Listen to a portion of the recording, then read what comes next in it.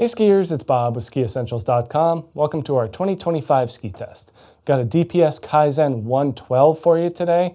This is a carryover model from last year, so you're getting the same graphic, you're getting the same construction. Now in its second year, the Kaizen 112 solidifies its spot as the widest of the Kaizens and certainly the most floaty.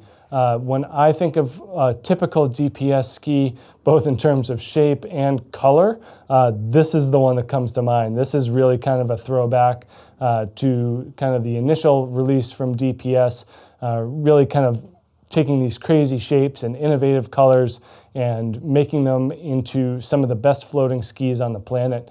You know, when your company is based out of Utah, it's pretty easy to see why they're putting such an emphasis on flotation and powder performance. And Kaizen 112 is really kind of the latest move into the modern freeride world in that realm.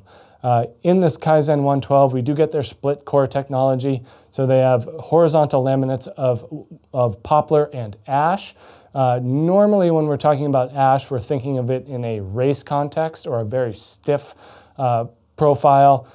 This one we're using horizontal laminates, so they're able to thin the ash and make it become a little bit more amenable to different styles and different shapes of turns.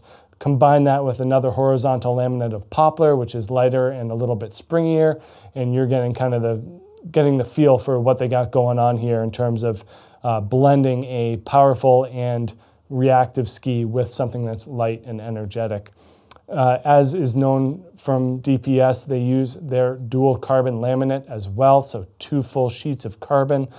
And what this is doing, in addition to the thinner core profile, is allowing Kaizen to be an extraordinarily thin ski, especially in the forebody and through the tail. Underfoot, it is thinner than most. They do have this raised binding platform here, but the sidewalls throughout are quite thin and responsive. So normally when we're putting a stiffer material like carbon alongside a denser wood like ash, you would expect the ski to be overly reactive and precise, which isn't really what most people want from their powder skis. So DPS balances that through shape and profile. When you look at this Kaizen 112, it's pretty clear that there's some innovation going on here to the point of outrageousness, especially when they're talking about tip rocker, taper shape, and adhering to a short 15-meter turn radius. So as opposed to the RP and C2 shaping principles that we used to have for DPS, we now have a rocker and a directional. These fall on the rocker side of the spectrum. The Kaizen 105 is the directional version, so a slightly longer turn radius, less rocker, less taper. But in order for a ski like this to maintain a 15-meter turn radius, it needs to be pretty dramatic in its profile. And this ski does just that. I mean, when we look at the splay, especially in the tips, it really goes to show their emphasis on flotation and keeping this front third of the ski completely out of the snow. And it certainly works. So pairing that extended rocker, this crazy amount of splay here in the tips, with this long taper shape. So the widest part of the ski has to be brought all the way down to here in order to adhere to that 15-meter turn radius. And in the tails, it's not quite as crazy. That's kind of a difference between Kaizen and the outgoing Alchemist and the Whaler versions of these skis. The tail isn't quite as dramatic, but there's still plenty of taper. So when you feel right through it, that turn radius starts right about here.